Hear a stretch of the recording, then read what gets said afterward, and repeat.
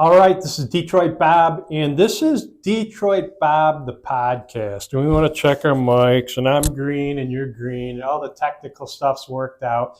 So the name of the channel is RockMine. It's a YouTube channel, and you can tune in anytime. And every Friday, there's a new episode of RockMine, and that's really the main show on that channel. But once every 3 weeks or so, maybe once a month, we do what we call Detroit Bob the podcast. And this is number 3. And it took us a while to get Johnny here. Number 1, I did solo. Number 2 was an interview with Norm. And now we got Johnny. So what I want to do is introduce Johnny. And actually, Johnny, we've known each other for probably, 10, 15 years? About 15. Yeah.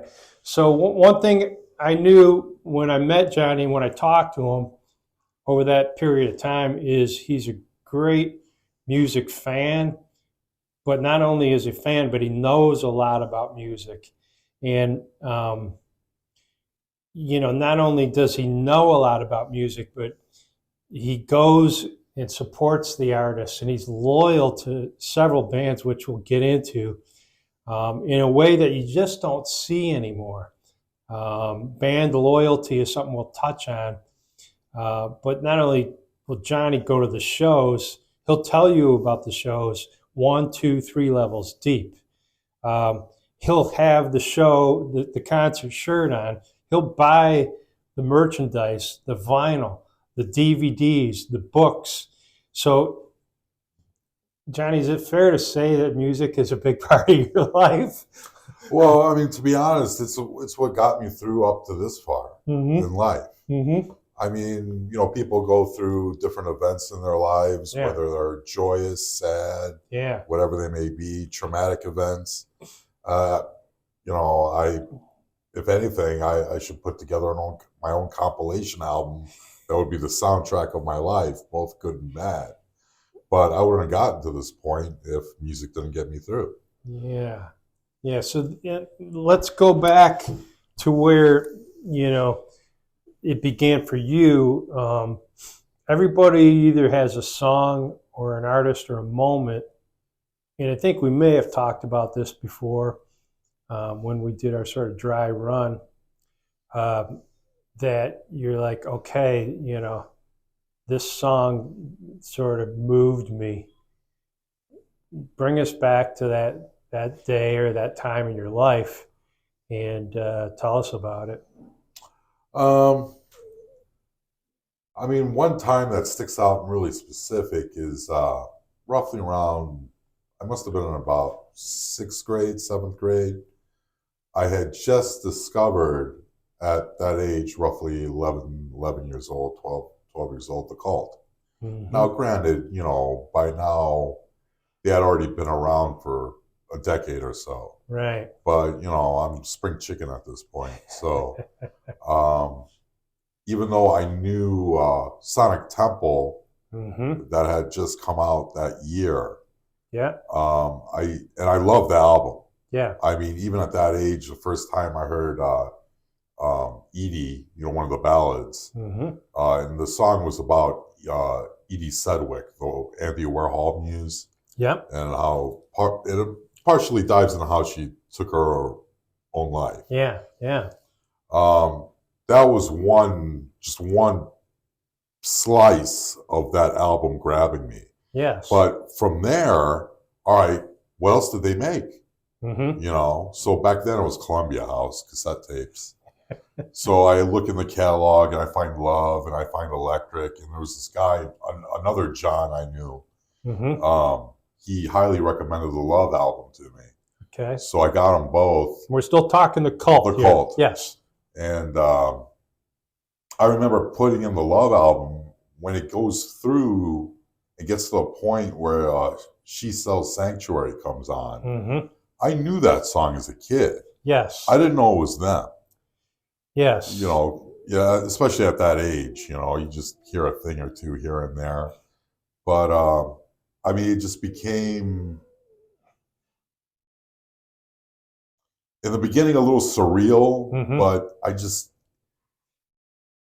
I guess what I'm getting at, it touched me in multiple ways. So, I mean, that's a pretty heavy, first impression to music. You're listening to a band through the 12 or 13-year-old ears, and you're listening about a tragic story of a woman that, after her 15 minutes of fame, ironically with Warhol, she spiraled down into an early death and became somewhat of a cult figure. So, I mean, were you encouraged or enlightened in any way? How can you listen to something so sad and not be affected by it? It was all emotion. Yeah, I mean, it's just, even though I didn't know her entire life story at that time in yeah, detail, I knew who Andy Warhol was. I knew yeah, who she was. yeah. I had seen, what's the name of the movie? Her movie, Child Manhattan. Okay. Nonetheless, it's just, I don't know, maybe I'm too emotional of a person, even at that age, but it struck me, it just struck me, just plain and simple. I Yeah, mean, it was just, yeah, I remember not sobbing, but I remember getting a yeah. little misty eyed the first time I heard it. Well, I've heard different people talk about this subject before. Is if you listen to sad music, sometimes what happens in the brain, and you listen to this person and they're like, wow, they're sadder than me. So maybe I can keep going on. You know what I mean? You know what I mean? So I'm not the only one that feels sadness or despair or just whatever feelings you feel when you're 10, 12, 13 years old, starting high school, and you're teenager, preteen. But so sad music, they say, well, how can sad music make you feel better? Sometimes it does. Sometimes it does, just for you may have one scenario that's very heartbreaking, Mm-hmm. and you may be going through something that isn't quite that extreme, Yes. but it's bothering you. Yes. You just, you feel comfort, not in the fact that the other person had it worse, Yeah. but the fact that this is normal. You're not alone. You're not alone. Okay. That was going to be the next step I was going to get to. Yeah. Um, Yeah. So you nailed it right there. So, okay. So you get into the cult. I loved college so much I did it twice. I remember She Sells Sanctuary. That was a big hit, and everybody was like, wow, this band's going to be huge. So where you sort of began, I was sort of 2 years away from, okay, I'm going to put my albums away, and maybe I'll get some CDs and start a business, raise a family. So that sort of, tell me about that. Let's back it up to the roots of punk. And would you even call the cult punk? Well, that's how they originally started out. They came from the same scene as the Pistols, in the same era. Okay. They came from Pistols were there around them. And that's the Sex Adam Pistols Man. for our casual fans. And, God Save the Queen, Anarchy in the UK. And Johnny Rotten was what? Spitting blood and spitting. And, it was when they came out, what, 76, 77, it was every parent's nightmare and the demise of modern civilization because of the Sex Pistols. Well, you know how the spitting story from these gentlemen that were there, story, how it happened. I have a feeling you do, but go ahead. Johnny Rotten supposedly spit at someone out of anger.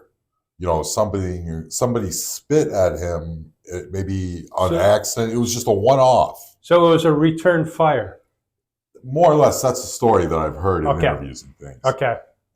But the thing is when that happened, the crowd thought it was like a thing. Part of the act.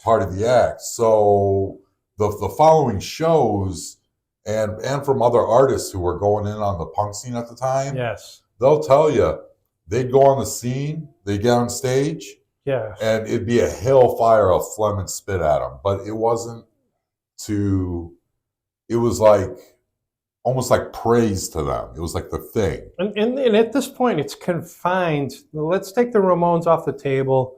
Let's take It's Iggy off the UK. table. It's confined to the UK, and it's a small. Well, actually, Is it we London based? Yeah, I was about to say we can't even say United Kingdom. It was more or less the one general area of London. Yeah. And all the bands were from, well, most of the bands were Yes. from this one area. The Clash, the Sex Pistols, Malcolm McLaren, the guy who managed a lot of these people. You know, they'd come around, also managed Adam Anthony. The Damned, I think, were in there, or possibly. They were part of it. Yeah. Susie and the Banshees Yep. were also part of it.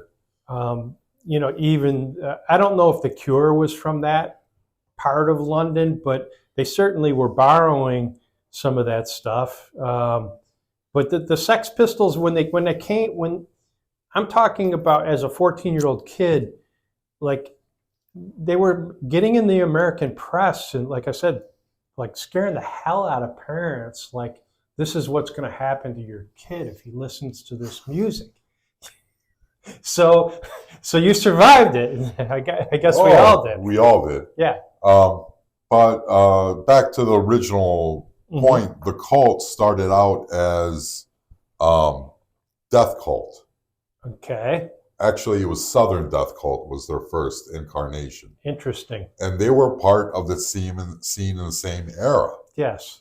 So when 1979, 80, 81-ish, they dropped the Southern, and then it just became Death Cult. Okay. And then by that point in time, Billy Duffy had joined the band. The lead guitarist. The lead guitarist who was Death Cult. He came from a band called Theater of Hate. Okay. So he met Ian. They worked out this. Ian, Asbury. Asbury is the lead singer. Yeah.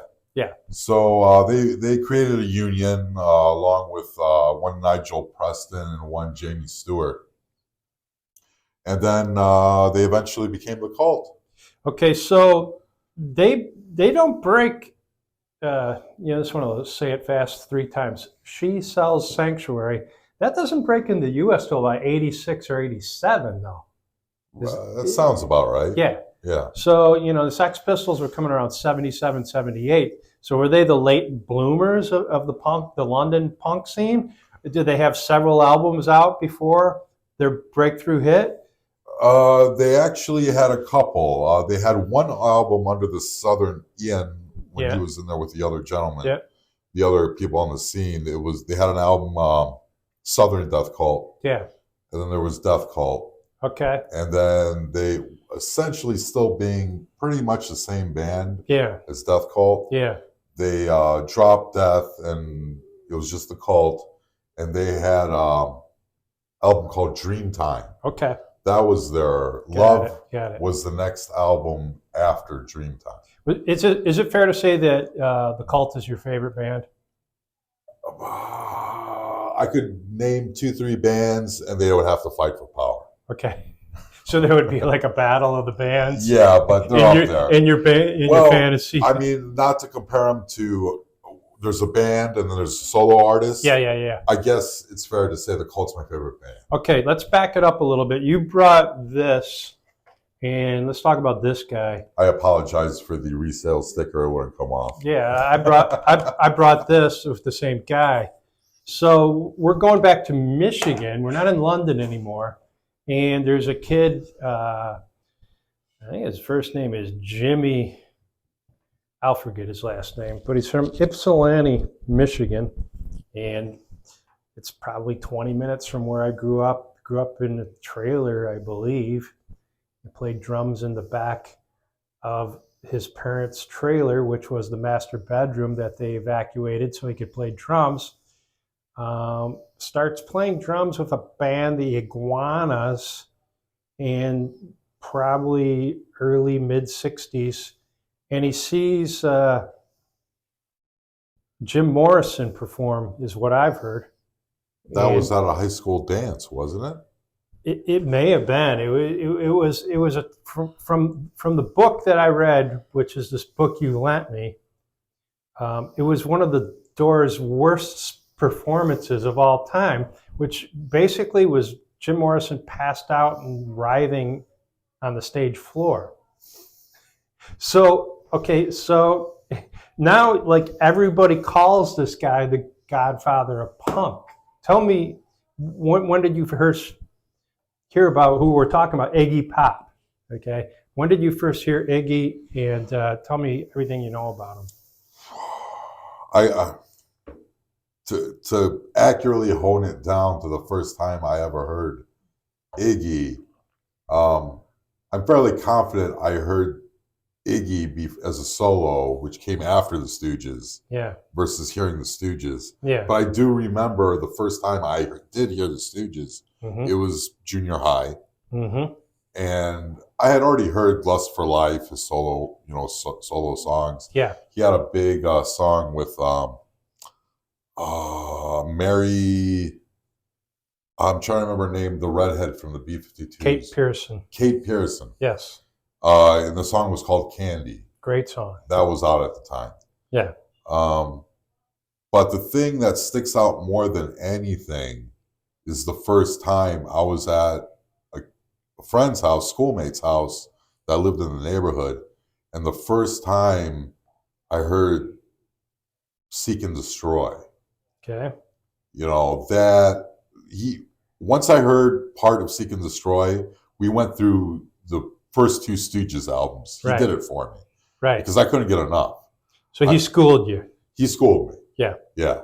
So he said, okay, let's bring it back to the beginning. And he had all the early, I think originally it was the psychedelic Stooges, then it became the Stooges, then it became Iggy Pop and the Stooges. And then, then obviously Iggy Pop went solo. So you mentioned the song that moved you also by Iggy when we did our little mock interview back in Crown Point. Do you remember? Which one? The Passenger? Yeah. Yeah. Vaguely, but I don't remember what we did or didn't touch on. Well, what's your memory of that song? At the time, it's not coming to me, to be honest. No. Well, let's put it this way. When Iggy Pop was playing in Detroit as Iggy Pop or Iggy and the Stooges, I think it's fair to say it was very obscure. He wasn't getting a lot of radio play. The theatrics of him cutting himself alone and smearing the blood with the peanut butter. Yeah. I mean, that was like just turning heads left and right. He was before your time. He's before my time. If you were, anybody said, yeah, I saw Iggy. Okay, if you're 70 and you can name what nights he played at the Grande Ballroom or, in some of the local dives where the Stooges played, okay, maybe I'll believe you. But for the rest of the world, and for guys like Billy Idol, like the Cult, like the Sex Pistols, they probably had to be schooled also, just like you and I, as to listen what this guy was doing, not only theatrically, but sonically on these records, these early records. And long before he had met David Bowie. So let's talk about that. How did Iggy go from being this obscure, basically sleeping on the street almost cult hero to like the godfather of punk? What is unique about him that makes him able to do that journey? I think it's just that the energy. I mean, and I don't want to say even energy from being in shape or moving on stage, between the music and I want to say his aura. Mm-hmm. I mean, I don't see Iggy Pop, even though that isn't his birth name, pretending to be Iggy Pop the way, certain artists have a persona, right? An alter ego. Yes. Iggy is Iggy, even though his mom named him something different. Yes. He's himself from start to finish. Yeah. Sometimes they call it like certain people when they sing or perform, they can put themselves almost in a trance-like state. And it's not that they're becoming something else. They are just in the moment in such an intense way that you can't take your eyes off of them. I saw him live once. he played for a minute and flipped off the crowd and walked off stage. But I saw Iggy Pop. It was past his, what I called prime of the 60s.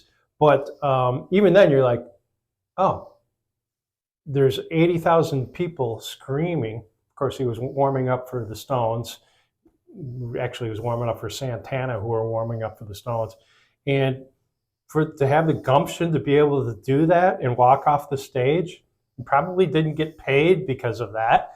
That was the ultimate punk rock move in my book, to flip off 80,000 Stones fans and walk off the stage halfway through one song. Well, I think with an FU thrown in. Before the pandemic, I saw him at Riot Fest in Chicago. Yeah. And it was something similar. He didn't flip off the crowd. For whatever reason, somebody heckled him from the crowd or something. Yeah.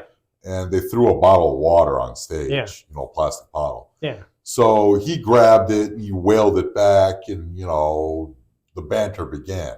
Yeah. Well, the man, I'm assuming, who either was his manager at the time, or maybe it was the Riot Fest promoter, but he was a suit and he was on the side of the stage. Okay.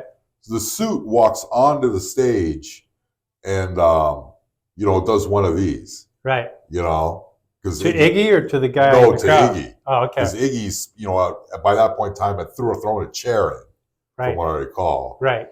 And then the problem is no longer the guy in the crowd. Okay. It's Iggy in the suit. So is there a freak show aspect to it? Are we just there because for the same reason that we like to go to the circus, or is it more than that? If it is, it's across the board. Okay. I mean, I've heard Henry Rollins talk about him. Yeah. And Henry went on not as a solo artist, but with Rollins band. Yep. Somewhere in one of the was he Black Flag too? He was the replacement, not the original. Yep. But he built up a career. He's most famous for Black Flag. Yep. At least when I was a kid. Mm-hmm. And around the same era, the time Rollins band became huge on MTV. Yep. Almost pretty much household name. Yeah. But anyway, I listened to Henry speak in Memphis. Mm-hmm. I went to one of his spoken word things, and the topic of Iggy Pop comes up. Yeah. So he's explaining to me exactly what we said, maybe not necessarily freak show is the right word, but it ties in with the energy comment I made. He goes, he went on, gave everything he got. He opened up, he was on before Iggy at this festival. And he goes, by the time he was done, he put so much of his own energy into it. Yeah. Henry was exhausted. Just watching it. No. Okay. Him doing his own set. Got it. So, Henry's like, yeah, there's no way Iggy's going to top that this time. There's no way. So Rollins says he goes backstage as Iggy's going out to perform himself. Mm-hmm. Iggy just stops, looks him dead in the eye and goes, fucker. And then he walks out on stage. Henry goes down and around, gets in front row to where they had all these clay pots with plants on the side of the stage, part of decor for all the artists that played, decorating the stage. The second Iggy comes out, he says, he said he could see it in Iggy's face. There was no way he was going to let Henry trump him. No. He just runs up as if they were soccer balls. It starts punting these clay pots into the crowd, explodes, gets the entire crowd roaring. He's running around back and forth like a leper on speed. So yeah, it's the energy and I mean, you can back it up and say, well, that's absurd. No, if you go back to Johnny Cash, kicking out stage lights and the famous flipping off the crowd, there's a certain anger that I think propels some of these artists in performances that they can channel, and it allows them to transcend, just one man on a stage. I mean, they're obviously Iggy, I think, is one of the masters. I think also, if you look at every artist starting, you know, if you ask an artist who plays anything close to punk or in that genre, who's your influence? A lot of them will say Iggy Pop. Yeah, I mean, actually, the three you hear the most: Yeah. Sex Pistols, Yeah. Ramones, Yeah. and Iggy Pop. Yeah. And the thing is even though a lot of people, I don't know about for the time, but a lot of people call them a hard rock band. Yeah. But whether you want to classify them as that or a punk band, the next one you hear a lot is the MC5, Yeah. also from Detroit. Yeah.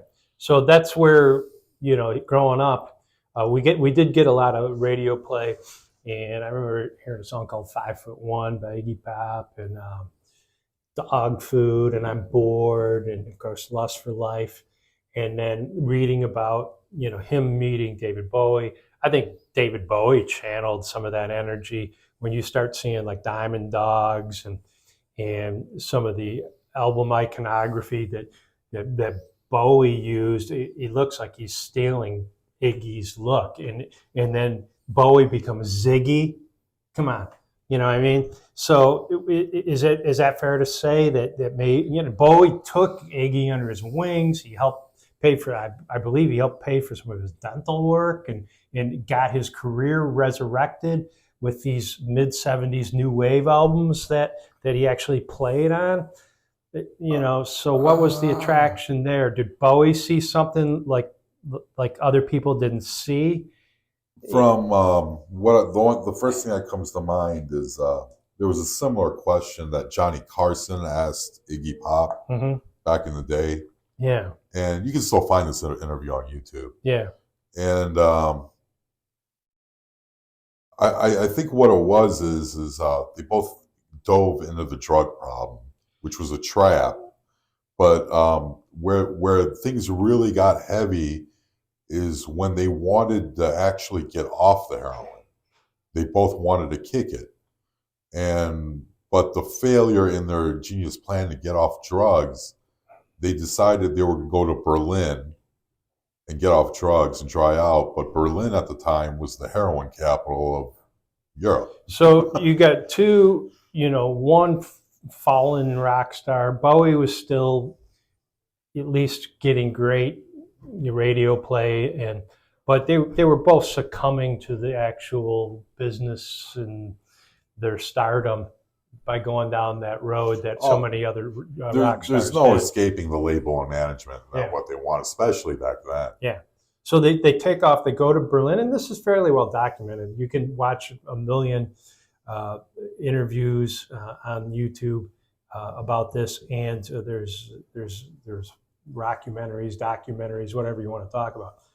But at some point, don't they get through that? They did. I think what it was is they dove into works and recordings. And you always hear about the trilogy of albums or whatever that Bowie helped with Iggy. So was Iggy helping Bowie, or was Bowie helping Iggy? You know, were they? I think they were just helping each other. Okay. You ever hear Iggy in an interview these days? These days, I'm trying to. The last one I saw. Well, that punk rock 4-part special. Oh, that's right. There was one that I've seen since, but it's not all coming to me. But the punk series for the 4 volumes. The 4-volume series. It was very well done. Anybody who's not familiar with punk should actually listen to that. And I think it was very well done. It was a 4-part series. Iggy, I think, was the executive producer or co-producer. Along with John Barbados. Yes. So, and if you listen to Iggy, he sounds incredibly normal.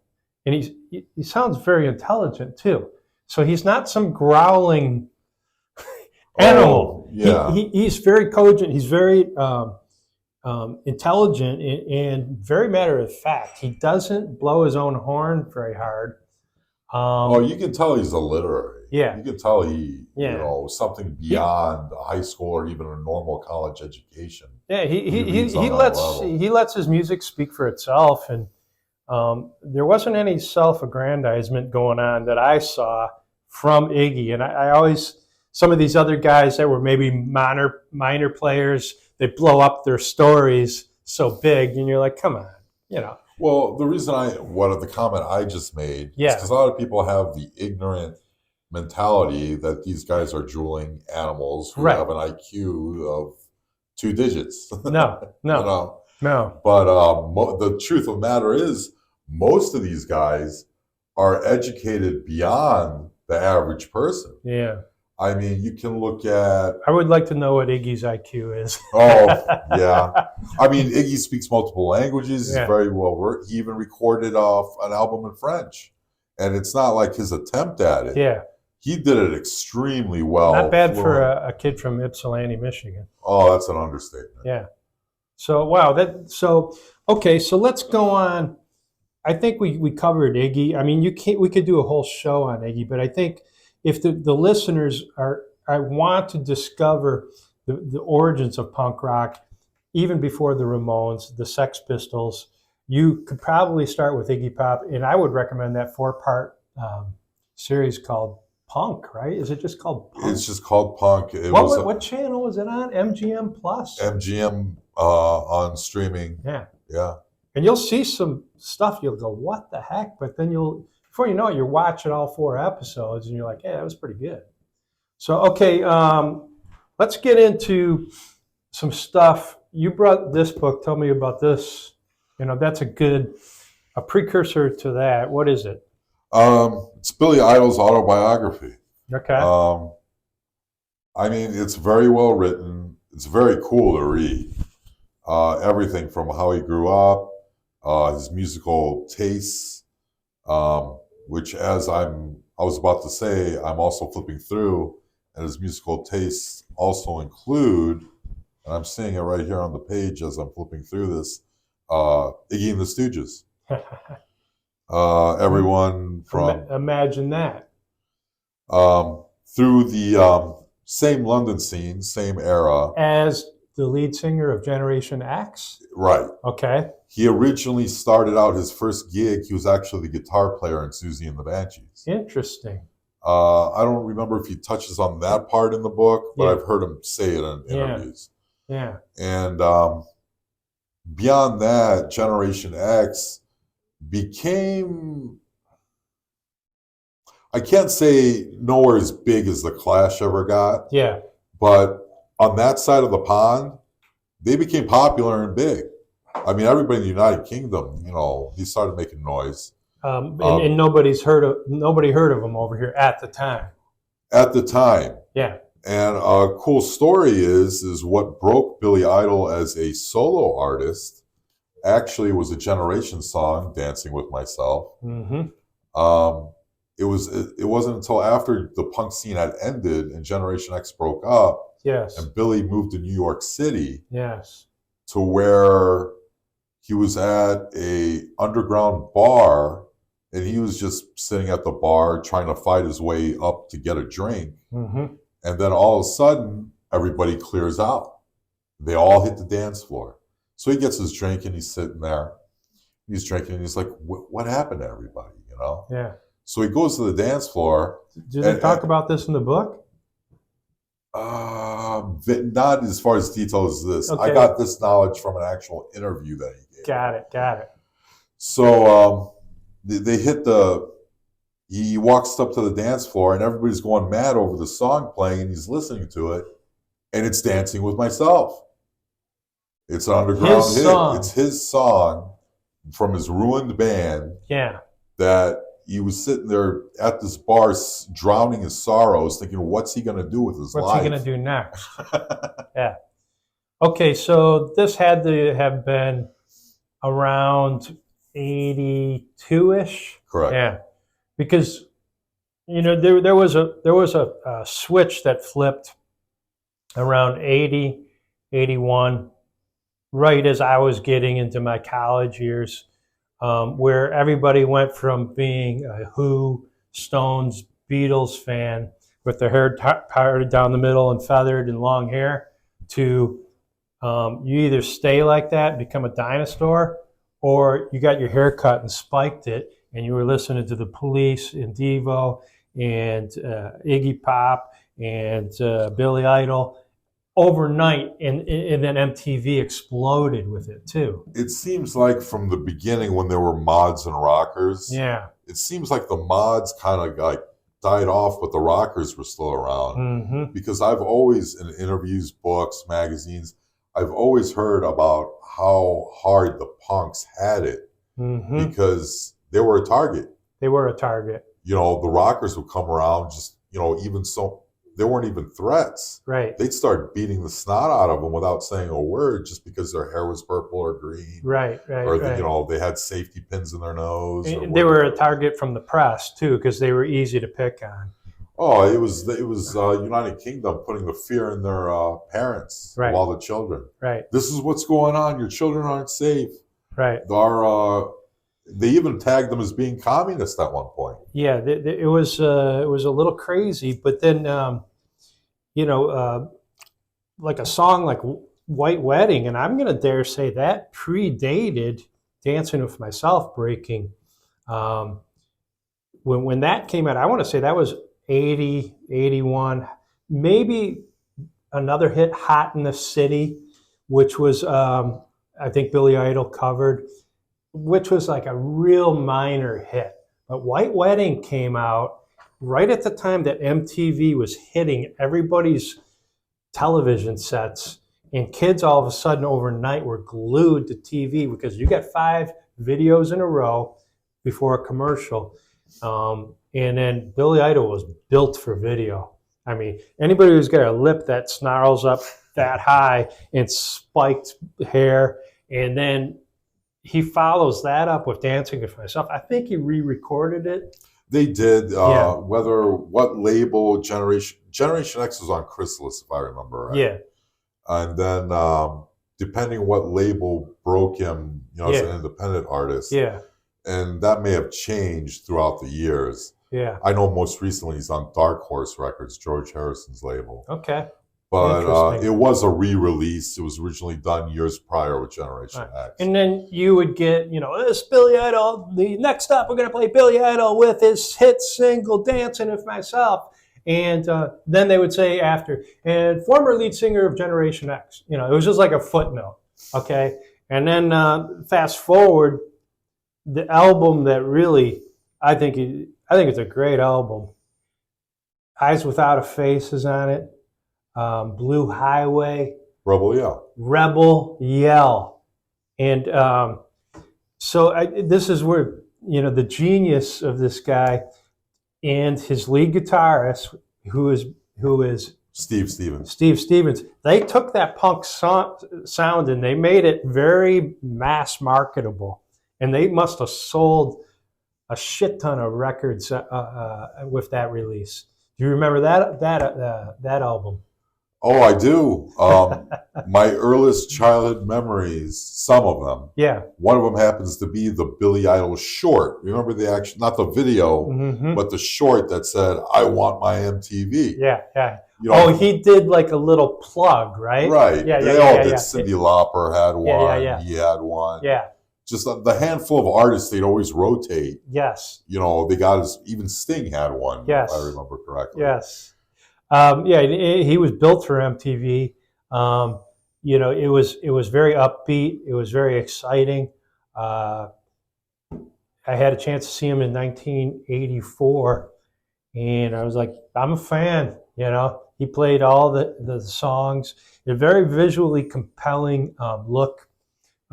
With his lead guitarist, Steve Stevens, is that his name? Yeah. He's all dressed in black. So Billy's got the bleached blonde hair. This guy's got the bleached black hair, except his hair is like 3 times as big as Billy's. All black leather, and he just shredded. And, the part of Eyes Without a Face where they get into it with the heavy power chords, he just blew everybody away. And then he's got some girl on keyboards in the background, and she's doing all these high sort of harmonies with Billy, and I'm like, that is very, very cool, because he's playing the real softness of her on the keyboard against the aggressiveness of him, And I'm like, that is a really, really cool interplay. Nobody else was really doing that at the time. And if you listen to Eyes Without a Face, you can hear her sing clearly. I don't know who she is. She had an incredible stage presence, even though she was 15, 20 feet behind Billy and Steve Stevens. And she was just parked behind the keyboard, didn't move hardly an inch, just gently swaying, playing the keyboards. What happened to her? No comment. Okay, no comment. So Billy Idol. I'm definitely going to read that book. I'm going to check that out. Are they grooming Billy Idol to be in the Rock and Roll Hall of Fame? Oh, I'm dumbfounded that he isn't already. Yeah. I I mean, mean, not as far as I ever known or saw. Yeah. I don't recall him being nominated before. Yeah.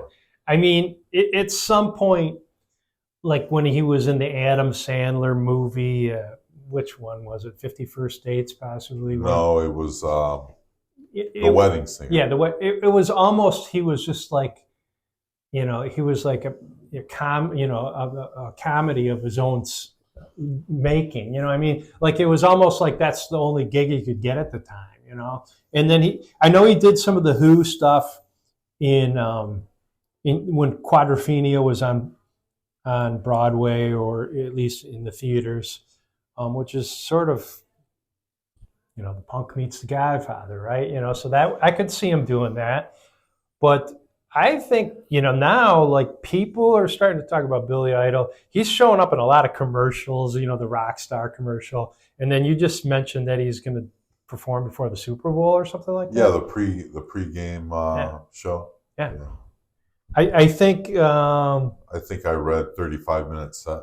Okay. So would we have a Billy Idol if we didn't have Iggy Pop, the Ramones, and well, regardless of who you want to call the Godfather or the grandfather of punk, they've each had that title. Yeah. Depending what side of the pond you come from. Yeah. Okay. But I mean, honestly, I want to call, and it really has nothing to do with age. Yeah. I want to call Iggy the grandfather. Fair enough. Punk. Yeah. And I want to call Idol the godfather of punk. Yeah. But that's to each his own. I read a quote by Anthony Bourdain, and he died, 3 or 4 years ago. And he said something, I wish I could be from Detroit. He goes, they made so many cool things and so much cool music. And that sort of inspired me to start doing RockMine, because I'm like, well, I'm from Livonia, but it's next to Detroit. And my grandfathers both worked in Detroit. My dad worked at the Rouge plant in Detroit. I went to high school 4 blocks from Detroit. My best friend was born in Detroit. There's a lot of Detroit in me that I thought, well, maybe I could help tell the music story of Detroit, but ultimately it really extrapolated into all these other artists, that sound. How does, and I'll extend it to the Midwest, how does that hard driving factory life lend itself to this heavy music that you love so much? Oh, it's definitely intertwined.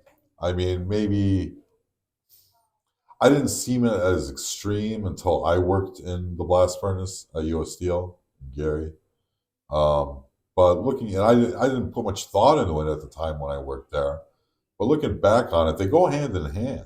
Mm-hmm. They really do. Mm-hmm. Whether it's auto manufacturing, plane manufacturing, steel mills.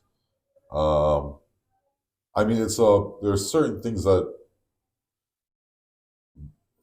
create I don't want to say a callousness, just like a raw toughness behind you. Mm-hmm.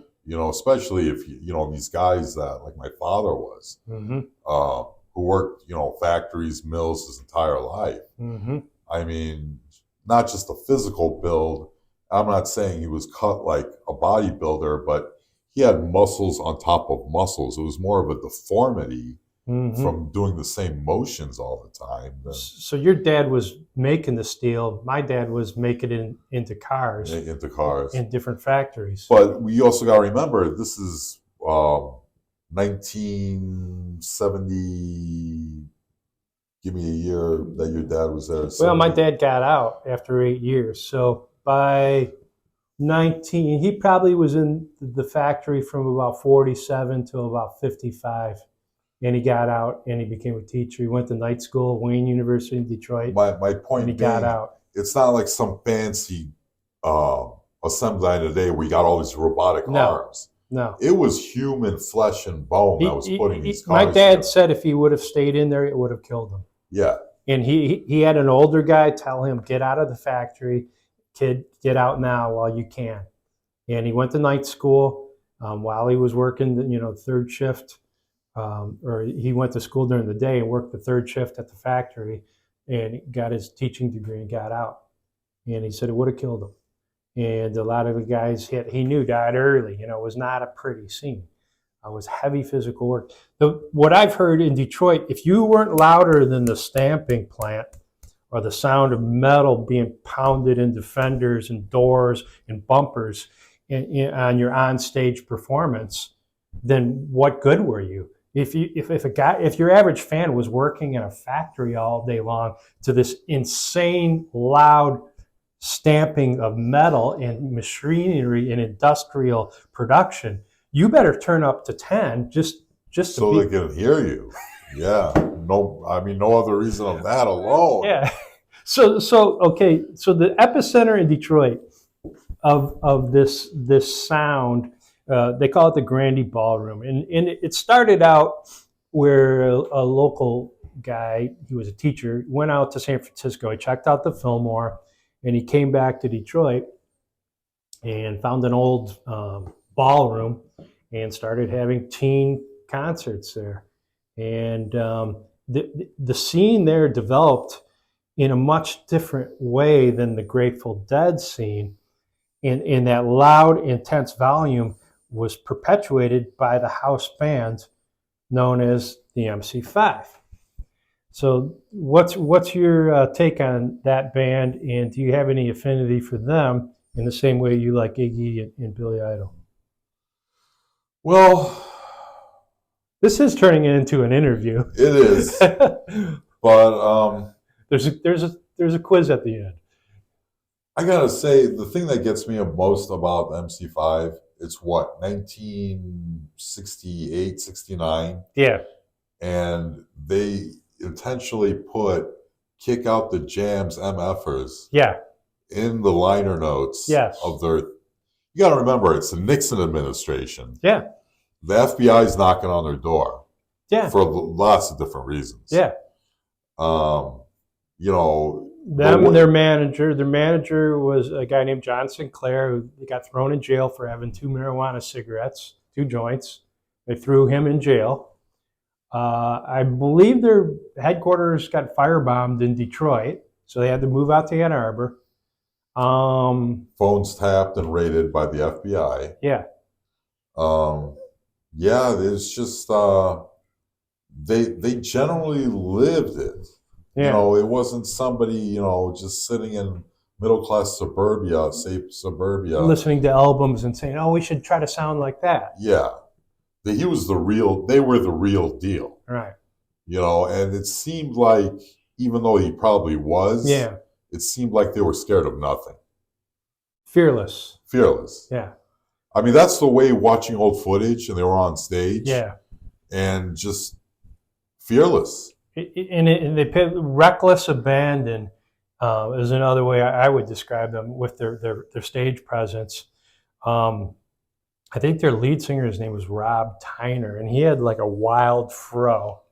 And Wayne Kramer, the famous shots of him are playing this red, white, and blue American flag guitar. Right. And then the other guitarist, I believe his name was Fred Sonic Smith, who ends up marrying Patti Smith of the New York CBGB punk fame later on down the road. I can't remember the drummer's name or the bass player's name. with the song in particular that you're referring to was called "Kick Out the Jams." And it ended up being released by Elektra Records, the same label I think that had Iggy and the Stooges. It went into a department store called Hudson's, which was big in Detroit at the time. And they slipped it in, Kick Out the Jams, MFers. And Hudson's pulled the record. And of course, it killed the sales. And they did have an alternate version that they would play on the radio. They would say brothers and sisters. But we knew, even as kids, I remember it being played, and every once in a while, especially on WABX, the DJ would sneak in the real version, and we were like, yeah, it was like they got away with it. You know what I mean? So it was something. It was an act of rebellion.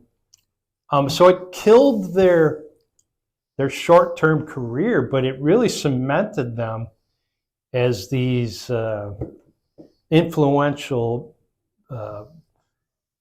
prototypes of the punk scene.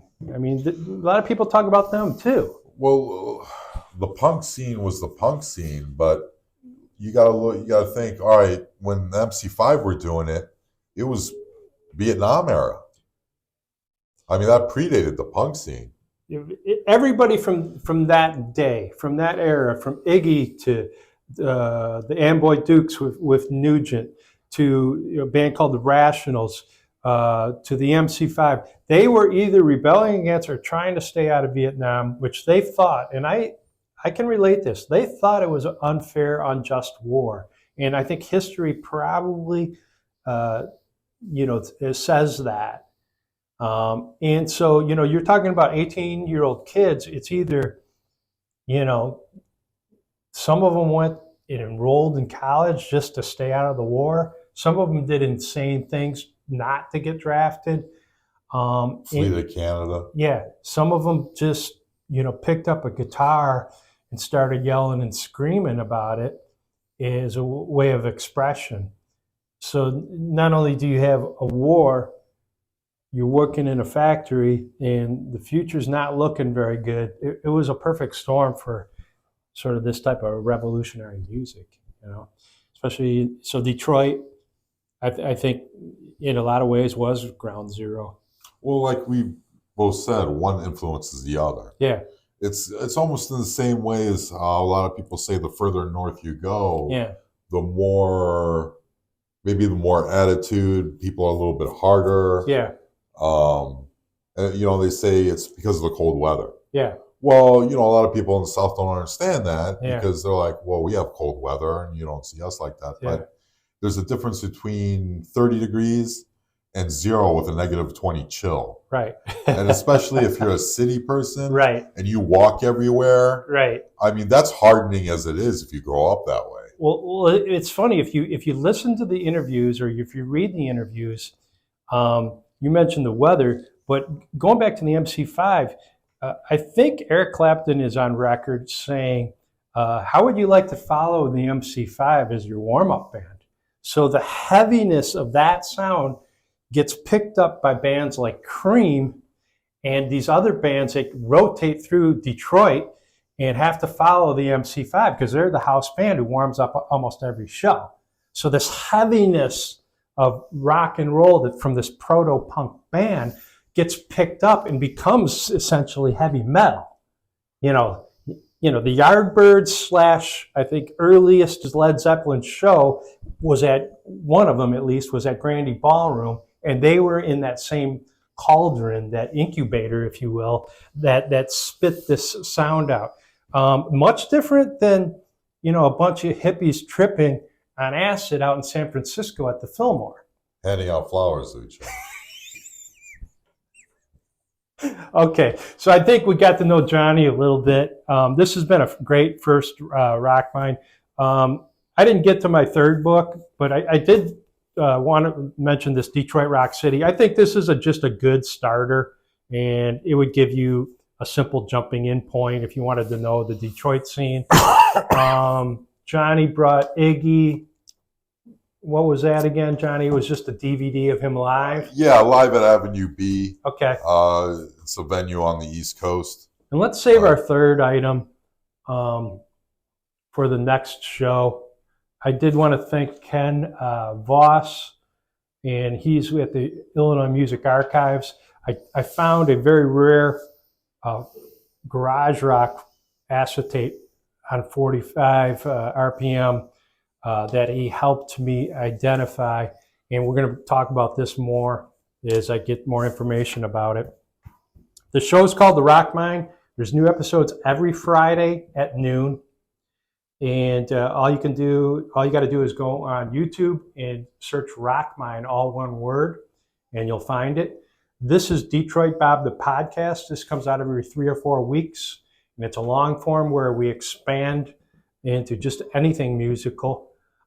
Johnny and I will be here on regular